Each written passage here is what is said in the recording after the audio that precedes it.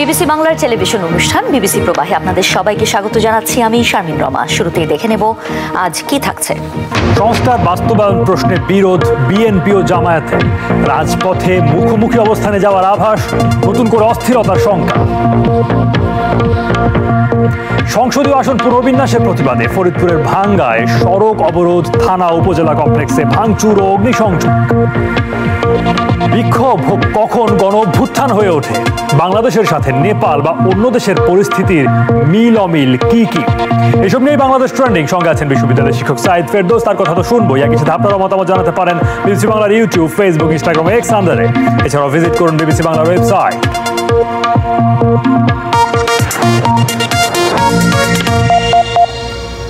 দফায় দফায় বৈঠক আলোচনার পরও সংস্কারের মৌলিক কিছু বিষয়ে দলগুলোর মধ্যে মতপার্থক্য রয়ে গেছে। এমনকি বাস্তবায়ন প্রশ্নে ধর্মভিত্তিক কয়েকটি রাজনৈতিক দল এখন রাজপথে যুগপৎ কর্মসূচির ডাক দিয়েছে। শেষ পর্যন্ত কমিশনের মেয়াদ আবারও বাড়ানো হচ্ছে। বিষয়টি কি তাহলে এখন আলোচনার টেবিলে না রাজপথে? সমাধান কোথায়? তানহা তাসনিমের প্রতিবেদন। এই পদক্ষেপ কি হবে?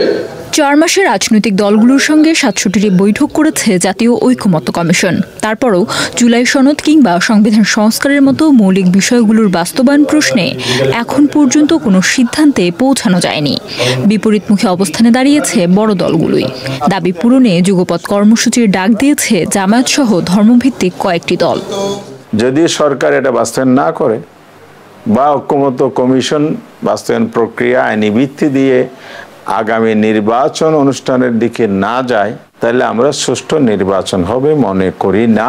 জুলাই শহীদদের প্রতি যে সম্মান শ্রদ্ধা দেখানো উচিত, সে কারণে আমরা মনে করি আমরা জনগণকে সামনে রেখে জনমতের ভিত্তিতে নিয়মতান্ত্রিকভাবে একটি আন্দোলন গড়ে তুলব। অনেকটা একই সুরে কথা বলছে এনসিপিও। দেশ ও গণতন্ত্রের জন্য রাজনৈতিক দলগুলো উদারতার পরিচয় না দিলে আন্দোলনে যাওয়া ছাড়া উপায় থাকবে না বলে জানাচ্ছে দলটি। শুধুমাত্র সংশোধনের মধ্য দিয়েই সেগুলোকে টেকসই করা সম্ভবপর কিনা, সে আশঙ্কার জায়গাটি আমাদের মাঝে বিদ্যমান রয়েছে। এত আলোচনার পরও মূল কিছু বিষয়ে দলগুলো যে যার অবস্থানেই রয়ে গেছে। যুগপৎ আন্দোলনকারী দলগুলো নির্বাচনের আগেই জুলাই সনদের আইনি ভিত্তি ও বাস্তবায়ন চাইছে। অন্যদিকে নির্বাচিত সংসদের মাধ্যমে তা বাস্তবায়ন চাইছে বিএনপি। সেক্ষেত্রে প্রধান উপদেষ্টার পক্ষ থেকে দেয়া বক্তব্যকে যুক্তি হিসেবে সামনে আনছে দলটি। যদি জনগণ সেটা অ্যাকসেপ্ট করে, যখন পার্লামেন্ট ইলেকশনের মধ্য দিয়ে তারা সংখ্যাধিক্য পায়, তখন তারা তাদের পরিকল্পনা ম্যানিফেস্টো বাস্তবায়ন করতে পারে। তো তাদেরকে সেই রাস্তায় আসতে হবে। এটা তো তারা স্বাধীন। এখন যদি আমাদের উপরে কারো রাজনৈতিক আদর্শ স্থাপন করে দিতে চায়, ইম্পোজ করতে চায় মাঠের বক্তৃতা দিয়ে, তা আমরাও মাঠে সেটার জবাব দেব। মাঠে আমাদের সেটা কাউন্টার বক্তব্য দিতে হবে। এটাই ডেমোক্রেটিক কালচার এবং ডেমোক্রেটিক চর্চা জারি থাকতে হবে। এই জন্যই তো আমরা সংগ্রাম করেছি। কিভাবে জুলাই সনদ বাস্তবায়ন করা সম্ভব তা নিয়ে নানা পরামর্শ আসছে। এ বিষয়ে দলগুলো বলছে নিজ নিজ অবস্থানের কথা। তাহলে আলোচনার মাধ্যমে সমাধান কি সম্ভব, নাকি চাপিয়ে দেওয়ার কোনো বিষয় থাকছে? কমিশন কিছু চাপিয়ে দেবে না, কারণ কমিশনের সেই পরিস্থিতিও নাই, সেই আপনার মানে আমাদের ম্যান্ডেট নাই। আমরা সুপারিশগুলো দেব, সরকারকে সেটা বাস্তবায়নের জন্য উদ্যোগী হতে হবে। আমি যেটা মনে করি যে ফেব্রুয়ারি মাসে নির্বাচন অনুষ্ঠিত হতেই হবে, তার আগেই কিছু বিষয়ে আমাদের ফয়সালা করতে হবে রাজনৈতিক দলগুলো, এবং সরকারকে এই ব্যাপারে একটা কঠোর অবস্থান নিতে হবে। জামায়াতে ইসলামী সাংবিধানিক আদেশ জারির মাধ্যমে সনদ বাস্তবায়নের যে কথা বলছে, দেশের অন্যতম প্রধান দল বিএনপি সেটা অবৈধ বলে মনে করছে। আবার সেই চুক্তিতে অন্তর্বর্তী সরকারই অবৈধ হয়ে যায় বলছেন জামায়াতের এই নেতা। মতপার্থক্য রেখে জাতীয় নির্বাচনের দিকে এগোনোর কারণে সেক্ষেত্রেও এক ধরনের প্রভাব পড়তে পারে বলে মনে করছেন বিশ্লেষকরা। যদি কোনো কারণে নির্বাচন ঝুঁকির মধ্যে পড়ে, তাহলে কিন্তু একটা অস্থিরতা তৈরি হবে এবং এটার দায় কিন্তু আলটিমেটলি রাজনীতিবিদদের উপরে গিয়ে পড়বে। এ বিষয়ে 11-11 কুশীলবদের ভূমিকা থাকলেও রাজনীতিবিদদের দায়িত্বহীনতার কারণেই যে তা ঘটেছিল সে উদাহরণও দেন এই বিশ্লেষক। কি হলে দলের ভালো হবে, কি হলে দলের খারাপ হবে, এখানে জনগণ, দেশ, রাষ্ট্র এগুলো নিয়ে ভাবনাটা একটু কম, দল নিয়ে ভাবনাটা বেশি। তো যার জন্য এটা হচ্ছে। এখন যদি একটা অস্থির অবস্থার সৃষ্টি হয়, তাহলে কিন্তু মানুষ, আপনি দেখবেন যে রাজনীতিবিদদের উপর এমনিতেই কিন্তু আস্থায় চির ধরেছে তাদের, এটা আরও বাড়বে এবং এই ঝুঁকিটা কিন্তু সবার জন্য। সরকার, বিশ্লেষক এমনকি রাজনৈতিক দলগুলো মনে করছে নির্বাচন পেছানোর সুযোগ নেই। সেক্ষেত্রে নির্বাচনের আগে যেটুকু সংস্কার করা সম্ভব তা শেষ করে নির্বাচনের পরে নির্বাচিত দলকে বাকি কাজ শেষ করতে হবে বলছেন বিশ্লেষকরা। অন্যদিকে সংস্কার কমিশনের সহসভাপতির মতে মৌলিক কাঠামোগত সংস্কার না করলে আগের কাঠামো থেকে যাওয়ার শঙ্কা আছে। যদিও আন্দোলনের প্রভাব নির্বাচনে পড়বে না বলেই দাবি জামায়াতের এই কেন্দ্রীয় নেতার, তবে যে কোনো অপ্রত্যাশিত ঘটনার দায়ও অন্তর্বর্তী সরকারের উপর বর্তাবে বলছেন তিনি। সরকার তার কমিটমেন্ট পূরণ করলে তো আর আমাদের নির্বাচন পিছানোর দরকার হল না। আন্দোলনের মাধ্যমে কোনো ধরনের ভিন্ন পরিস্থিতি তৈরি করার দরকার নাই। যদি সরকার বাধ্য করে সেদিকে দায়ী দায়িত্ব সরকারকে নিতে হবে। এখন যে দলের কথা বলছেন তারা তো এই সরকারের বৈধতা নিয়ে প্রশ্ন উঠাচ্ছে, তো সুতরাং দায় দায়িত্ব এই সরকারের উপর চাপাতে চাইবে, এটা কোয়াইট ন্যাচারাল, স্বাভাবিক। এখন তার অন্তরালে তাদের কি উদ্দেশ্য আছে সেটা জাতি বুঝে নেবে। সবকটি রাজনৈতিক দলই বলছে মতপার্থক্য দূর করে সমাধান করা না গেলে তা সংকট সৃষ্টি করবে। তবে ছাড় দেওয়ার প্রশ্নে নমনীয় মনোভাব এখনো কোনো দলের পক্ষ থেকেই দেখা যাচ্ছে না। Tanha Tasnim, BBC news Bangla. সঙ্গে আছেন বিশ্ববিদ্যালয়ের শিক্ষক সাইদ ফেরদৌস, তার কাছে যাওয়া যাক। জামায়াত মাঠে কর্মসূচি নিয়ে নামছে, একবার ইস্যুটা মাঠে চলে গেলে আলোচনার টেবিলে সেটা কি ধরনের প্রভাব ফেলতে পারে এবং সেখানে আদৌ এর আলোচনা এগোবে কিনা, আপনি বাংলাদেশের রাজনীতির প্রেক্ষাপটকে বিবেচনায় আনলে কি ধরনের সম্ভাবনা দেখেন? হ্যাঁ, মাঠ বাংলাদেশের, ধন্যবাদ আপনাকে। মাঠ বাংলাদেশের রাজনীতির ক্ষেত্রে সবসময়ই একটা আমাদের কপালে চিন্তার ভাঁজ ফেলে। আমরা জানি যে মাঠের পরিস্থিতি যে কোনো সময় আমাদের হাতের নাগালের বাইরে চলে যেতে পারে, রাজনীতিবিদদের হাতের নাগালের বাইরে চলে যেতে পারে এবং প্রায়শই গ্রাসরুটের সাথে, তৃণমূলের সাথে কেন্দ্রীয় নেতৃত্বের যোগাযোগের হাল খুব একটা ভালো দেখা যায় না এবং কোনো নিয়ন্ত্রণও আমরা অনেক সময় দেখতে পাই না। ফলে এটা চিন্তার ব্যাপার। যেটা আলোচনার টেবিলে ছিল সেটা আলোচনার টেবিলে থেকে যদি মাঠে যায় তাহলে কি হবে। কিন্তু এখানে কয়েকটা জিনিস আছে স্ট্র্যাটেজিক্যালি। ধরেন, সত্যি কথা হচ্ছে যে জামায়াতে ইসলামী বা এনসিপি এখন একটা বড় জায়গা হচ্ছে পিআর এবং সেখানে জামায়াতে ইসলামী চাচ্ছে উভয় কক্ষে, আর এনসিপি বলছে উচ্চ কক্ষে, আর বিএনপি পিআরের যেতে চাচ্ছেন না। তারা পিআর চেয়ে উচ্চ কক্ষে, তবে সেটা নিম্নকক্ষের আসনের আসন। হ্যাঁ, এখন যেই ঘটনাটা ঘটতে যাচ্ছে সামনে সেটা হচ্ছে যে সার্বিকভাবে যে ঘটনাটা ঘটতে যাচ্ছে সেটা হচ্ছে যে এখানে অসুবিধাটা হচ্ছে যে নির্বাচন সামনে, তার মধ্যে প্র্যাগমেটিক্যালি আমাদেরকে মেনে নিতে হবে যে এই ফেব্রুয়ারির নির্বাচন পেছানো যাবে না। যেটা ভালো হোক মন্দ হোক, নানা তিক্ত অভিজ্ঞতার মধ্যে দিয়ে, অম্লমধুর অভিজ্ঞতার মধ্যে দিয়ে সরকার কিন্তু মোটামুটি একটা দৃঢ় একটা অবস্থান নিয়েছেন যে না, নির্বাচন ফেব্রুয়ারিতেই হবে। তো এইটা সব দলেরই উপলব্ধির মধ্যে আছে যে ফেব্রুয়ারি নির্বাচন হাত ফসকে গেলে পরিস্থিতি যে কোনো সময় তাহলে তাদের এই অবস্থানগুলো এবং বক্তব্যের পেছনে আপনি কি দেখেন? এই যে সংবিধানের অবস্থান কি হবে, যেটা আমাদের বিশ্লেষক মহিউদ্দিন সাহেব বললেন সেটা একেবারে ঠিক কথা, যে আসলে গোষ্ঠী স্বার্থ বা দলীয় স্বার্থ প্রাধান্য পাচ্ছে, হ্যাঁ, জাতীয় স্বার্থ না। যেন রাজনীতিবিদরা, বড় মানুষরা তারা ছোট শিশুদের মতো যেন এখন হাত ফসকে চলে গেলে কি পরিস্থিতি হবে, খাদের কিনারে দাঁড়িয়ে থেকেও তারা যেন বুঝতে পারছেন না যে যদি রাজনৈতিক দলগুলোর মধ্যে কোনো আন্ডারস্ট্যান্ডিংয়ে না পৌঁছানো যায় তাহলে অরাজনৈতিক শক্তি, সেটা দেশের ভেতরের হোক বাইরের কোনো ইন্ধন, মানে কোনো না কোনোভাবে তো নানা দিকে আমাদের দেশের রাজনীতি টালমাটাল অবস্থায়, এমনকি এই সরকারের আমলেও টালমাটাল অবস্থা হয়েছিল। তো এটার দায় যতই আমি দেখলাম যে জামায়াতে ইসলামীর সহকারী সেক্রেটারি জেনারেল বললেন যেটার দায় সরকারকে নিতে হবে, মানুষ কিন্তু তা মনে করে না। আমি বাংলাদেশের নাগরিক হিসেবে দেখতে পাই মানুষ কিন্তু মনে করে যে মূল দায় রাজনৈতিক দলগুলোর, সরকারের তো আসলে চাপিয়ে দেওয়ার মতো বাস্তবতা নেই।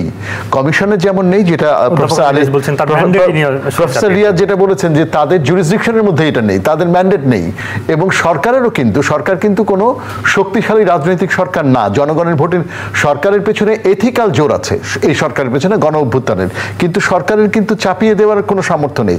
তাহলে আসল অ্যাক্টর হচ্ছে রাজনীতিবিদরা। কিন্তু যেটি বাস্তবতা, অধ্যাপক সাইদ ফেরদৌস, দুই দল যেমন অনমনীয় অবস্থানে থাকতে চাইছে এবং তাদের মিত্ররাও, ফলে এর মধ্যে আসলে একটা সমঝোতার ক্ষেত্র কে তৈরি করবে, কে এগিয়ে আসবে, কে ভূমিকা রাখবে? এখন মাঝখানে যেসব ছোটখাটো অ্যাক্টররা আছে তাদের রোল আমি মনে করি খুবই গুরুত্বপূর্ণ হবে। ছোট ছোট যে রাজনৈতিক দলগুলো আছে তাদের রোল গুরুত্বপূর্ণ হবে, এবং সত্যি কথা হচ্ছে কমিশন এবং সরকারের রোলও গুরুত্বপূর্ণ হবে। বিএনপি এবং জামাত যদি অনড় অবস্থানে চলে যায়, তাহলে যেটা মহিউদ্দিন সাহেব বলছিলেন যে সরকারকে একটা কঠোর রোল নিতে হবে, সরকারকে একটা কঠোর ভূমিকা নিতে হবে। তো সেইটা খুব গুরুত্বপূর্ণ যে দিন শেষে হয়তো সবটা পুরোটা একমত হওয়া যাবে না, দিন শেষে হয়তো অনেক কিছু শেষ পর্যন্ত অধরা থেকে যাবে, কিন্তু প্র্যাগমেটিক্যালি কিছু সংস্কার করে, কিছু সংস্কারকে মেনে নিয়ে, এবং যেটা বলছেন জামাত ইসলামী বা এনসিপি যেটা বলছেন নীতিগতভাবে, তাতে যে ধরেন যে নির্বাচিত সরকারের জন্য এটা অপেক্ষা করলে এটা বাস্তবায়ন নাও হতে পারে, এই আশঙ্কাটা কিন্তু বাংলাদেশের জনগণের মধ্যেও আছে। কিন্তু সত্যি কথা হচ্ছে এইটার জন্য এখন জাতীয় নির্বাচনের আগে গণপরিষদ নির্বাচন কিংবা এটার জন্য অন্য কোনো ব্যবস্থার জন্য অপেক্ষা করার খুব বেশি সময়সীমা কি সেটা চ্যালেঞ্জে ফেলে কিনা, সেটাই সেই প্রশ্ন থেকে যায়। ফরিদপুরে সংসদীয় আসন পুনর্বিন্যাসের প্রতিবাদে ও পুরনো সীমানা বহালের দাবিতে সড়ক অবরোধ করে বিক্ষোভ করে দুটি ইউনিয়নের বাসিন্দারা। এক পর্যায়ে ভাঙ্গা থানা ও উপজেলা পরিষদ কমপ্লেক্সে ভাঙচুর এবং নির্বাচন ভবনে আগুন দিয়েছে আন্দোলনকারীরা। ভাঙ্গা উপজেলার আলগি ও হামিরদি ইউনিয়নকে ফরিদপুর 4 আসন থেকে কেটে ফরিদপুর 2 আসনে যুক্ত করা হয়েছে। এরপর থেকে ভাঙ্গায় বিভিন্ন কর্মসূচি পালন করছেন স্থানীয় বাসিন্দারা।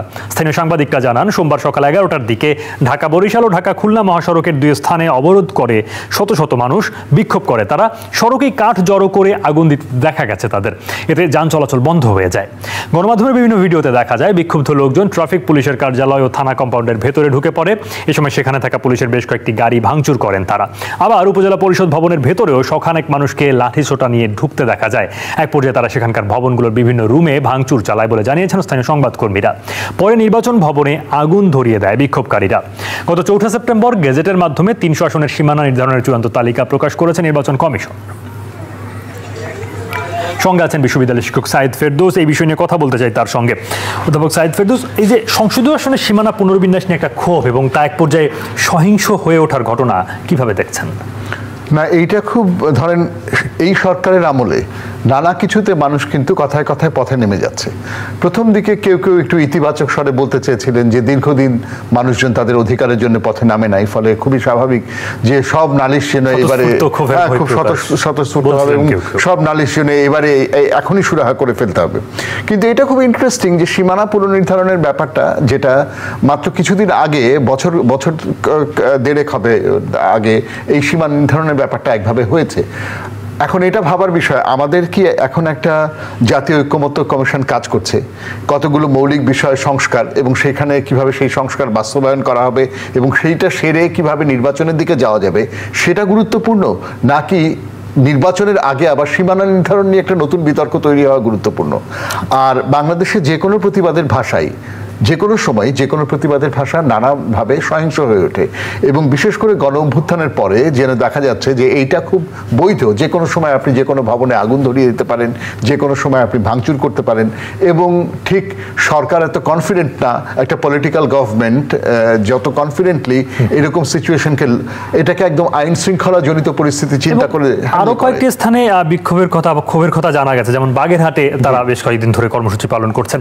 এই পরিস্থিতি এড়ানো যেত কিনা? সরকারের দিক থেকে স্বরাষ্ট্র উপদেষ্টা বেশ খানিকটা হুঁশিয়ারি উচ্চারণ করেছেন, কিন্তু সেটা যে শেষ পর্যন্ত কার্যকর হয় তা তো দেখা এড়ানো যেত যদি কিনা সত্যি সত্যি, মানে যদি আপনি সীমানা পুনর্নির্ধারণের ব্যাপারটা টেবিলে রেখে দেন, তাহলে এই ক্ষোভ বিক্ষোভ চলতে থাকবে। তাহলে সেক্ষেত্রে আমাদের সংক্ষুব্ধ মানুষজনকে নিয়ে এই পেছনে তো সম্ভাব্য এমপি প্রার্থীরাই আছেন, তাদের কনস্টিটিউয়েন্সি, তাহলে সম্ভাব্য স্টেক হোল্ডার যারা, তাদেরকে নিয়ে বৈঠক হতে পারতো, আলাপ হতে পারতো। এগুলো করার আগে নানা রকমের টেবিল টপ, নানা কিছু, কিন্তু যেহেতু এগুলো এটা একটা টপ ডাউন অ্যাপ্রোচ, ওপর থেকে একটা সীমানা নির্ধারণ করে দিয়ে ফেলা হয়েছে, ফলে যেটা হচ্ছে যে মানুষজন এটার সাথে একমত না, এবং এই একমত না হওয়ার সাথে তো আসলে এমপিদের ব্যক্তিগত স্বার্থ জড়িত। কেননা তারা কনস্টিটিউয়েন্সি অন্যভাবে রিকনফিগার হলে তার হারার সম্ভাবনা যদি বেড়ে যায়, তাহলে তিনি সেটা মানবেন কেন? তো এই ঘটনাগুলোই ঘটছে আর কি। সবসময় যেটা হয় যে in the name of people, আমরা জনগণের দোহাই দেই, জনগণের নামে, এলাকাবাসীর নামে মানুষজন নামছে, কিন্তু আসলে পেছনে কাজ করছে কিছু মানুষের স্বার্থ। এবং এই পরিস্থিতি যখন মহাসড়ক বন্ধ থাকছে, ভোগান্তি সাধারণ মানুষেরই হচ্ছে, সমস্ত সাধারণ মানুষের ভোগান্তি হচ্ছে।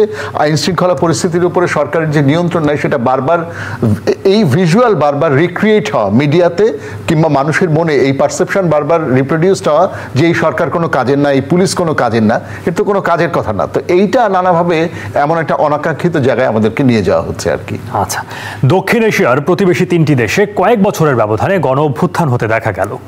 আন্দোলন বহু হলেও কখন তা অভ্যুত্থানে পরিণত হয়?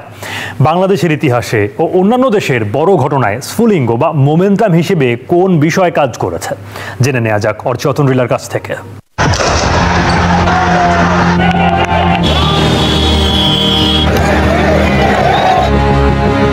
শ্রীলঙ্কা, বাংলাদেশ, নেপাল, 4 বছরের ব্যবধানে 3টি গণ অভ্যুত্থান হয়ে গেল দক্ষিণ এশিয়ার প্রতিবেশী 3টি দেশে।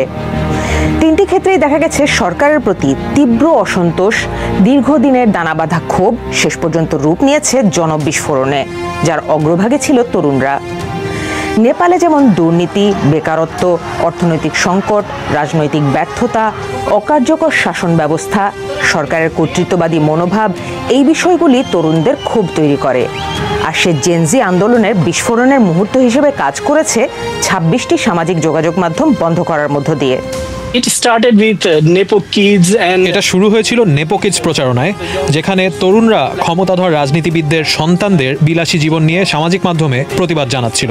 সামাজিক মাধ্যম বন্ধের পর তারা সংগঠিত হয়ে র্যালিতে নামে। এতে সহিংসতায় 19 জন নিহত, 3 শতাধিক আহত হওয়ার পর সেটা বিশাল আলোড়ন তৈরি করে। বাইরে তাকালে মনে হচ্ছিল পুরো শহরে আগুন জ্বলছে। 2022 সালের শ্রীলঙ্কার অর্থনৈতিক অবস্থার কথা নিশ্চয়ই মনে আছে। জ্বালানি নেই, বিদ্যুৎ নেই, ডলার ও নিত্যপণ্যের সংকট, দুর্নীতির অভিযোগ, সেসব মিলিয়ে মানুষ পথে নামে। আর সরকার অর্থনৈতিক অবস্থার জন্য করোনা মহামারী আর ইউক্রেন যুদ্ধের কথা বলছিল। সেখানেও সরকার আন্দোলন থামাতে জরুরি অবস্থা, কারফিউ জারি, সামাজিক যোগাযোগ মাধ্যম বন্ধ, গ্রেপ্তার, আটক, এসবের এক পর্যায়ে গণরোষের মুখে ক্ষমতাচ্যুত হয় দেশটির সরকার।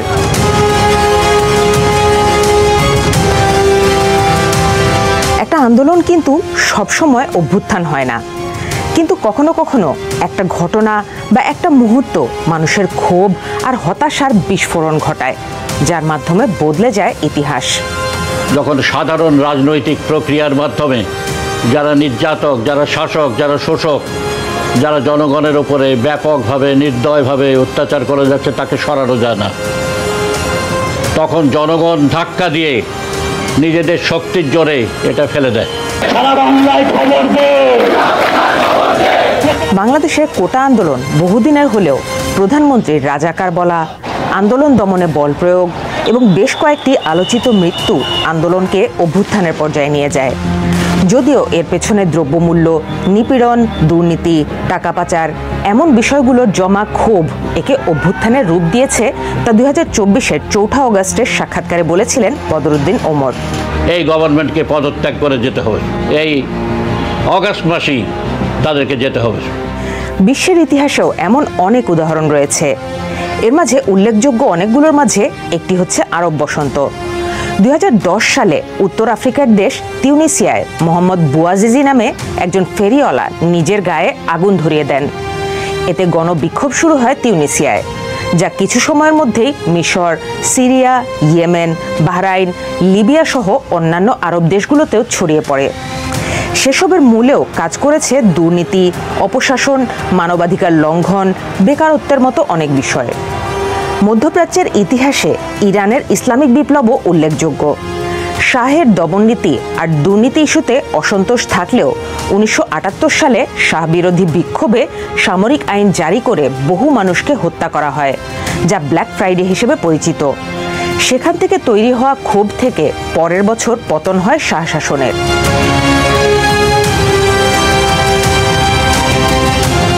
বাংলাদেশের ইতিহাসে 2024 ছাড়াও গণঅভ্যুত্থানের নজির রয়েছে, যেখানে বড় পরিসরে মানুষ পথে নেমেছিল। 52-র ভাষা আন্দোলনকে অনেকে অভ্যুত্থান বলেন, কারণ সেটি থেকে 2 বছরের মধ্যে তৎকালীন পূর্ববঙ্গের রাজনীতি থেকে ক্ষমতাসীন মুসলিম লীগ প্রায় নিশ্চিহ্ন হয়ে যায়। তবে গণ অভ্যুত্থান হিসেবে 1969 সালটাই বাংলার জন্য মোড় ঘোরানোর মতো ছিল। আইয়ুব খান বিরোধী বিক্ষোভ, 144 ধারা ও সান্ধ্য আইন ভঙ্গ, এমন পরিস্থিতিতে ছাত্রনেতা আসাদের গুলিতে মৃত্যু পুরো আন্দোলনকে সার্বজনীন করে তোলে। এমন কোন স্কুল নাই যে স্কুলের ছাত্র ছাত্রী আমাদের এই সমাবেশে যোগদান করেন। শ্রমিক পর্যন্ত আদমদীর থেকে এসে এই কলা ভবন পুরাটা ভরে দিল। 22 তারিখ এমন কোনো বাড়ি নাই যে কালো পতাকা উঠে নাই, এমন কোনো গাড়ি নাই যে কালো পতাকা উঠে নাই গাড়িতে। এর ধারাবাহিকতায় পদত্যাগ করেন আইয়ুব খান, ক্ষমতায় আসেন ইয়াহিয়া খান। এছাড়া 1971 সালের আন্দোলন থেকে তো যুদ্ধ ও বাংলাদেশেরই সৃষ্টি হয়। স্বাধীনতার পরে এরশাদ বিরোধী আন্দোলনকেও গণ অভ্যুত্থান বলা হয়। আন্দোলন আরও আগে থেকে হলেও 1987 সালে আওয়ামী লীগ ও বিএনপি একত্রে বিক্ষোভ ডাকার দিন এক মিছিলে পুলিশের গুলিতে নূর হোসেন নিহত হওয়ার ঘটনা আন্দোলনে গতি এনেছিল। এর আগে ও পরে আরও আন্দোলন ও হতাহতের ঘটনা থাকলেও 1990 সালে চিকিৎসক নেতা ডক্টর শামসুল আলম মিলনের গুলিতে মৃত্যুর পর আন্দোলনের মোড় ঘুরে যায়।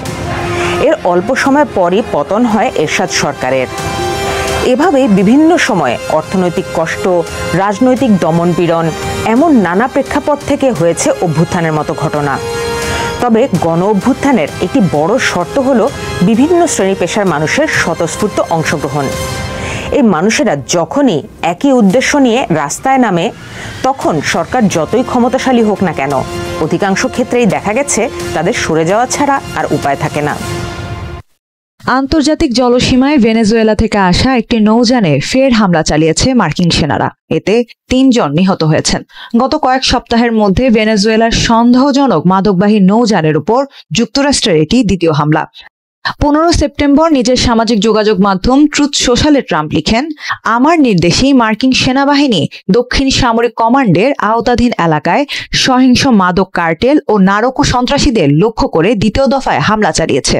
তিনি দাবি করেন, এই হামলার পর সমুদ্র জুড়ে ছড়িয়ে থাকা বিপুল পরিমাণ কোকেন ও ফেন্টানিল জব্দ করা হয়েছে। নিজের পোস্টের সঙ্গে প্রায় 30 সেকেন্ডের একটি ভিডিও যুক্ত করেছেন ট্রাম্প। ভিডিওটির উপরের দিকে আনক্লাসিফাইড লেখা দেখা যাচ্ছিল। ভিডিওতে দেখা যাচ্ছে পানিতে থাকা একটি নৌযান বিস্ফোরিত হয়ে আগুন ধরে গেছে। এদিকে যুক্তরাষ্ট্রে মাদক প্রবেশ নিয়ে ট্রাম্প বলেন, সামুদ্রিক পথে যুক্তরাষ্ট্রের মাদক প্রবেশ কিছুটা কমলেও স্থলপথ দিয়ে এখনো তা আসছে। আমরা কার্টেলকে জানিয়ে দিচ্ছি, শুধু সমুদ্রেই নয়, স্থলপথেও তাদের থামানো হবে। মার্কিন পররাষ্ট্রমন্ত্রী মার্কো রুবিও এই হামলার পক্ষে সাফাই গিয়ে বলেন, ওয়াশিংটনের হাতে শতভাগ নিশ্চিত প্রমাণ ছিল যে নৌযানটি মাদক পাচারে ব্যবহার হচ্ছিল। কিন্তু ঘটনাটিকে ভিন্নভাবে দেখছে ভেনেজুয়েলা। দেশটির প্রেসিডেন্ট নিকোলাস মাদুরো এই হামলাকে বোমা হামলার হুমকি হিসেবে উল্লেখ করে বলেন, যুক্তরাষ্ট্র তাদের বৈধ আত্মরক্ষার অধিকারকে অস্বীকার করছে এবং দুই দেশের মধ্যে সম্পর্ক ইচ্ছাকৃতভাবে খারাপ করছে। তিনি কঠোর ভাষায় সতর্ক করেন, ভেনেজুয়েলা যুক্তরাষ্ট্রের আগ্রাসনের বিরুদ্ধে আত্মরক্ষায় সম্পূর্ণ প্রস্তুত। ঘটনাটি এমন সময় ঘটল যখন মাদক বিরোধী অভিযানের নামে যুক্তরাষ্ট্র সম্প্রতি ক্যারিবীয় সাগরে কয়েকটি যুদ্ধজাহাজ মোতায়েন করেছে। গত 2 সেপ্টেম্বর ভেনেজুয়েলার একটি নৌযানে হামলা চালিয়েছিল যুক্তরাষ্ট্র। এতে ভেনেজুয়েলার অন্তত 11 জন নাগরিক নিহত হয়েছিলেন। সেই ঘটনার পর ভেনেজুয়েলা তাদের 2টি F-16 যুদ্ধ বিমান উড়িয়ে মার্কিন যুদ্ধজাহাজ ঘিরে ফেলে। এই ঘটনার পর পাল্টা হুঁশিয়ারি দিয়ে ট্রাম্প বলেন, ভেনেজুয়েলার যুদ্ধ বিমান যদি মার্কিন সেনাদের ঝুঁকিতে ফেলে তবে সেগুলো গুলি করে ভূপাতিত করা হবে। এই উত্তেজনার মধ্যেই আগুনে নতুন ঘি ঢালে আরেকটি অভিযোগ। ভেনেজুয়েলার পররাষ্ট্রমন্ত্রী ইভান গিল অভিযোগ করেন, মার্কিন নৌবাহিনী তাদের একটি মাছ ধরার নৌযান টানা 8 ঘন্টা অবৈধভাবে দখলে রেখেছিল। তার ভাষায় যুক্তরাষ্ট্র ইচ্ছাকৃতভাবে সংঘাত উস্কে দিচ্ছে, যার চূড়ান্ত লক্ষ্য কারাকাসে শাসন পরিবর্তন ঘটানো। সম্প্রতি চীনের তিয়ানজিনে অনুষ্ঠিত সাংহাই কোঅপারেশন অর্গানাইজেশনের সম্মেলন এবারের মতো এত দৃষ্টি আগে কখনোই কাড়েনি। পশ্চিমা বিশ্ব সবসময় সাধারণত ব্রিক্সকেই বেশি গুরুত্ব দিয়েছে, কারণ আন্তঃমহাদেশীয় বিস্তার তৈরির ক্ষেত্রে ব্রিক্সের ভূমিকা ছিল উল্লেখযোগ্য। অন্যদিকে এসসিও মূলত ইউরেশীয় কেন্দ্রিক, যেখানে চীন, রাশিয়া ও মধ্য এশিয়ার দেশগুলো শুরু থেকেই ছিল এবং পরে যোগ দেয় ভারত ও পাকিস্তান। তবে সবকিছু ছাপিয়ে তিয়ানজিন সম্মেলনের মাধ্যমে ভারত ও চীনের সম্পর্কের নতুন দিকগুলোই আলোচনায় উঠে এসেছে। চীন এই সম্মেলনকে ব্যবহার করেছে তার শক্তিমত্তার প্রদর্শনী হিসেবে। 2008 সালের অলিম্পিকের মতো এবারও তারা সামরিক কুচকাওয়াজের মাধ্যমে নতুন উন্নত অস্ত্রশস্ত্র দেখিয়েছে। এটি ছিল যুক্তরাষ্ট্রের উদ্দেশ্যে বার্তা যে পশ্চিম প্রশান্ত মহাসাগরে শক্তির ভারসাম্য পরিবর্তন হয়েছে। একই সঙ্গে এটি তাইওয়ানকে সতর্ক করেছে এবং দক্ষিণ ও পূর্ব চীন সাগরে নিজেদের অবস্থান থেকে সরে আসবে না বলেও ইঙ্গিত দিয়েছে। ভারতের জন্য এই সম্মেলনের গুরুত্ব ছিল অন্য মাত্রায়। মার্কিন যুক্তরাষ্ট্রের সঙ্গে সম্পর্কের টানাপোড়েনের সময় প্রধানমন্ত্রী নরেন্দ্র মোদীর চীন সফর পশ্চিমা মহলে বিশেষভাবে আলোচিত হয়েছে। যুক্তরাষ্ট্র দীর্ঘদিন ধরে ভারতকে ইন্দো প্যাসিফিক কৌশলে চীনের ভারসাম্য রক্ষাকারী অংশীদার হিসেবে দেখছে। ফলে ভারত চীন সম্পর্কের উষ্ণতা তাদের কৌশলে প্রভাব ফেলতে পারে। তবে ভারতের অবস্থান অনেকটাই ভারসাম্যমূলক। একদিকে চীন ভারতের সীমান্তে সামরিক চাপ সৃষ্টি করছে, অন্যদিকে দুই দেশের বাণিজ্যিক সম্পর্কও অনেকখানি গভীর। তাই সংঘাত এড়াতে চীনের সঙ্গে আলোচনার পথ খোলা রাখতে চায় ভারত। কাজান সম্মেলনের পর এবার তিয়ানজিনে মোদি শি বৈঠককে তাই উভয় দেশই দেখছে একটি ইতিবাচক পদক্ষেপ হিসেবে। যদিও তাৎক্ষণিক কোনো বড় সমঝোতা হয়নি, সীমান্তে শান্তি বজায় রাখাই আপাতত দুই দেশের প্রধান লক্ষ্য। এই সম্মেলনে রাশিয়ার সঙ্গেও ভারতের ঘনিষ্ঠতা নতুন মাত্রা পেয়েছে। ভ্লাদিমির পুতিনের সঙ্গে মোদির ব্যক্তিগত আলাপ এবং উষ্ণ অঙ্গভঙ্গি বিশ্ব রাজনীতিতে আলোচনার জন্ম দিয়েছে। যুক্তরাষ্ট্রের চাপ সত্ত্বেও রাশিয়ার তেল কেনা অব্যাহত রেখেছে ভারত। তাই মোদি পুতিনের ঘনিষ্ঠতা ভারত চীন সম্পর্কের সমীকরণকেও প্রভাবিত করেছে। বিশেষ করে যখন তিন নেতা মোদি, শি ও পুতিন একসঙ্গে হাত মেলালেন, তা পশ্চিমা বিশ্লেষকদের কাছে সম্ভাব্য এক নতুন ভূরাজনৈতিক শক্তির ইঙ্গিত হয়ে উঠেছে। ভারতের জন্য এই এসসিও সম্মেলন কেবল কূটনৈতিক নয়, বরং নিরাপত্তাজনিত দিক থেকেও অনেক গুরুত্বপূর্ণ। কাশ্মীরের পেহেলগামে সাম্প্রতিক হামলার প্রেক্ষিতে মোদি সম্মেলনে সন্ত্রাসবাদের বিরুদ্ধে দ্বৈত মানদণ্ডের সমালোচনা করেছেন এবং সব ধরনের সন্ত্রাস একসঙ্গে মোকাবিলার আহ্বান জানিয়েছেন। একই সঙ্গে তিনি চাবাহার বন্দর এবং উত্তর দক্ষিণ পরিবহন করিডোরের মতো সংযোগ প্রকল্পগুলোর উপর জোর দিয়েছেন। তবে সার্বভৌমত্ব ও ভৌগোলিক অখণ্ডতা রক্ষার কথা উল্লেখ করে পরোক্ষভাবে চীন পাকিস্তান অর্থনৈতিক করিডোরের সমালোচনাও করেছেন তিনি। চীন আবার সাংস্কৃতিক কূটনীতি জোরদার করতে বৌদ্ধ ঐতিহ্যের প্রসঙ্গ টেনেছে। মোদি প্রস্তাব দিয়েছেন এসসিও দেশগুলোর মধ্যে সভ্যতাগত সংলাপ ফোরাম গঠন করা হোক। এটি শুধু ঐতিহাসিক উত্তরাধিকার নয়, বরং রাজনৈতিক প্রভাব বিস্তারের অংশ বলেও মনে করা হচ্ছে। সব মিলিয়ে তিয়ানজিন সম্মেলনে ভারত চীন সম্পর্ক নতুন এক পর্বে প্রবেশ করেছে।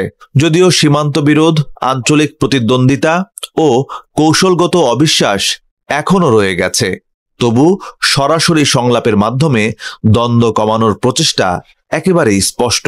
এখন প্রশ্ন হলো, ভারত ও চীন কি সত্যিই তাদের গভীর বিভাজন কাটিয়ে এক নতুন সম্পর্ক গড়ে তুলতে পারবে, নাকি এই উষ্ণতা কেবল সাময়িক কূটনৈতিক অঙ্গভঙ্গি হয়েই থেকে যাবে? সঙ্গে আছেন বিশ্ববিদ্যালয়ের শিক্ষক সাইদ ফেরদৌস। তার কাছে যাওয়া যাক। এক এক দেশের প্রেক্ষাপট, রাজনৈতিক কাঠামো ইত্যাদিতে ভিন্নতা আছে। সাম্প্রতিক বছরগুলোতে যেসব জায়গায় এমন আন্দোলন দানা বেঁধেছে, তাতে ঠিক কোন বিষয়গুলো ডিসাইসিভ বা একেবারে পরিণতি নির্ধারক হয়ে উঠেছে? আমার তো মনে হয় সবচাইতে গুরুত্বপূর্ণ হচ্ছে, দেখেন, একটা বিশেষ শ্রেণী, সেটা হচ্ছে বয়সের দিক থেকে একটা ক্যাটাগরি, সেটা হচ্ছে জেন জি, যাদের কথা বলা হচ্ছে, একটা বিশেষ প্রজন্ম। আর একটা বিশেষ শ্রেণী, সেটা হচ্ছে শিক্ষিত মধ্যবিত্ত। যদিও 2024-এর গণ অভ্যুত্থান সর্বব্যাপ্ত হয়েছিল, সকল শ্রেণী পেশার মানুষ যুক্ত হয়েছিলেন, কিন্তু আপনারা মনে করে দেখবেন শেখ হাসিনার আমলে ভয়ঙ্কর দুঃসময় যখন ছিল কোভিডের সময় শ্রমিকদেরকে মাইলকে মাইল হাঁটিয়ে নিয়ে এসে কাজ করানো হয়েছিল, তখন কিন্তু গণ অভ্যুত্থান ঘটে নাই।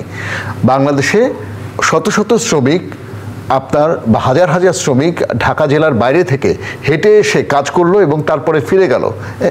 তখন পর্যন্ত, অথবা শ্রমিকদের পাওনা যখন বঞ্চিত করে রাখা হয় তখনও কিন্তু গণ অভ্যুত্থান ঘটেনি। কিন্তু তরুণ সমাজ যখন তারা কোটা বিরোধী, তার মানে কাজের দাবিতে, এবং নেপালের ক্ষেত্রেও জব একটা বিরাট ব্যাপার, আনএমপ্লয়মেন্ট একটা বড় বিষয়, অর্থনৈতিক দিকটা যেমন দুর্নীতি একটা বড় বিষয়, গভর্নেন্স এবং রিপ্রেশন একটা বড় বিষয়। সো এই কয়েকটা জিনিস, একটা হচ্ছে দমনপীড়ন, কথা বলতে না দেয়া, এবং সেইটার ক্ষেত্রে মিডিয়ার একটা বড় ভূমিকা। মনে করেন 90-এর গণ অভ্যুত্থানে কিন্তু মিডিয়া এরকম, এই মিডিয়া ছিল না, নিউজ সোশ্যাল মিডিয়া এবং আপনার এই হাইপার রিয়েলিটি, এই জায়গাটা যখন ইন্টারনেট যখন এসছে তখন কিন্তু আন্দোলন স্ফুলিঙ্গের মতো যেমন ছড়িয়েছে, সরকার প্রথমেই চেষ্টা করেছে সেটাকে রদ করতে, যত চেষ্টা করেছে সেটাকে রদ করতে ততই তখন সেটা আগুনটা যেন আরো বেশি জোরে জ্বলে উঠেছে। তো ফলে একদিকে হচ্ছে রিপ্রেশন, এবং রিপ্রেশনের ক্ষেত্রে সরকারের ফেইলিয়র, কারণ এই নতুন মিডিয়াতে রিপ্রেশন খুব বেশি দূর চালানো যায় না, অনেক দূর পর্যন্ত ট্যাপিং টুপিং করতে পারেন, সার্ভেইলেন্স করতে পারেন, ফোন ট্যাপ করতে পারেন। এমনকি নেপালে তো সূত্রপাতটা ঘটলো আসলে সোশ্যাল মিডিয়া বন্ধ করা, এবং সেটা কি যে খুবই এম্বারেসিং বিষয় যে তাদের মন্ত্রীদের ছেলে মেয়েদের বিলাস বাসন নিয়ে যখন নেপোকিডরা যখন কথা বলছে তখন সেটাকে টুটি চিপে ধরতে গেলেন, এবং তখনই, এবং বাংলাদেশে যেমন জোনায়েদ পলকের সেই উক্তি যে ইন্টারনেট নিজে নিজে বন্ধ হয়ে গেছে, আপনাদের মনে আছে। এই নেপালের রাজনৈতিক পরিস্থিতির গতিপথকে আপনি কিভাবে বিশ্লেষণ করবেন? একেবারে সাম্প্রতিক, এটা খুব ইন্টারেস্টিং যে নেপালের সাথে বাংলাদেশের এই গণ অভ্যুত্থানে যদি আমরা তুলনা করি, একটা হচ্ছে খুব অল্প সময়, 3 দিন 4 দিন 5 দিনের মধ্যে একটা পরিণতিতে চলে আসলো। মনে হতে পারে, আমার মনে হচ্ছে যে নেপালের বাচ্চারা কি আমাদের বাচ্চাদের চাইতে স্মার্ট, নেপালের জনগণ কি বাংলাদেশের মানুষের চাইতে, গড় জনগণ কি বেশি বুদ্ধিমান, নাকি বাংলাদেশের ঘটে যাওয়া অভ্যুত্থান তাদেরকে কতগুলো চটজলদি সিদ্ধান্তে উপনীত হতে সাহায্য করলো। একটা হলো যে রাস্তার সহিংসতার মাত্রা তুলনাই করা যাবে না বাংলাদেশের সাথে। বাংলাদেশের যে পরিমাণ মৃত্যু, 2 সপ্তাহের মধ্যে বাংলাদেশের রাস্তা যে পরিমাণ, যাকে বলে আক্ষরিক অর্থে রক্তে রঞ্জিত হওয়া, নেপালে সেই পরিমাণ রক্তপাত ঘটে নাই এখন পর্যন্ত। সব মিলে 70-71 জন সম্ভবত মারা গেছে। একটা হচ্ছে সেটা, আর একটা হচ্ছে যে আপনার নেপালের ক্ষেত্রে যেটা হয়েছে, তারা একজনকে প্রধানমন্ত্রী হিসেবে নিয়ে এসছেন, কিন্তু নিয়ে আসার পর মুহূর্তেই যেটা হয়েছে যে তারা বলছে যে তার পদত্যাগ এখন দাবি করছে, কেননা তাদের সাথে আলাপ না করে সরকার গঠন হয়েছে। আচ্ছা, অর্থাৎ সেখানে মূল যে ক্ষমতা কাঠামোর যে যাত্রা, সেখানে আবার তারা ঠিকঠাক অন্তর্ভুক্ত হতে পারেন, একটা তাদের ক্ষোভ রয়েছে যদ্দূর জানা যাচ্ছে। অনেক ধন্যবাদ অধ্যাপক সাইদ ফেরদৌস সময় দেওয়ার জন্য বাংলাদেশ ট্রেন্ডিংয়ে। দর্শক, এই ছিল বাংলাদেশ ট্রেন্ডিংয়ে, সৌমিত্র শুভ্র লগ আউট করছে। সবাইকে শুভকামনা জানিয়ে আমি শারমিন রমা আজ এখানেই বিদায় নিচ্ছি। ভালো থাকবেন।